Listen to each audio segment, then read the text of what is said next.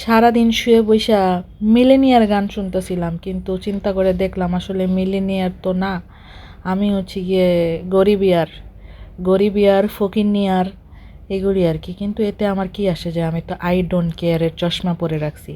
ভাবলাম যে যাই একটু খাই।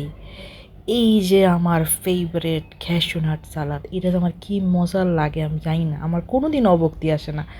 I love this.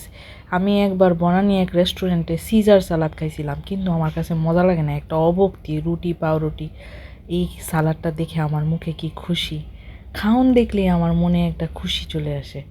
এই যে আমি খাউনটা গপ গপ করে খাইছি, যদিও একটু পরে আমার জিমে গিয়া সব বার্ন করতে হবে। পেটের ভিতরে যেহেতু দিছি, সেহেতু পেটের থেকে তো সব চর্বি বেরই করতে হবে।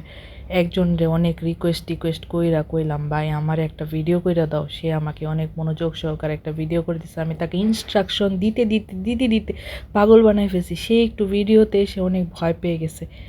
আপাতত আজকে আমার পেটের ব্যায়াম এবং সারা শরীরের ব্যায়াম ছিল, মানে ফুল বডি ওয়ার্কআউটের মাত্র একটা পার্ট আমি দেখাইছি, এটা আমি সেট আপ করছি। বাকি আরও অনেক কিছু বাকি ছিল। ব্যায়াম করে আমি হিহি করে হাসতেছিলাম, আবার স্যাড হইতেছিলাম। ঢঙের তো কোনো শেষ নাই আমার, আমি এত ঢং করতে পারি, এটার তো কোনো সীমা নাই। সীমাহীন ঢঙের জন্য আমি ওস্তাদ। এই যে আমি আজকে একটা সাদা কালারের জব্বা পরে চলে এসেছি জিম করতে। আমার জিম শেষ হয়ে গেলে আমি চলে যাব, আগে একটু ভিডিও টিডিও করে ঢং ঢাং করে নেই। আল্লাহ হাফেজ।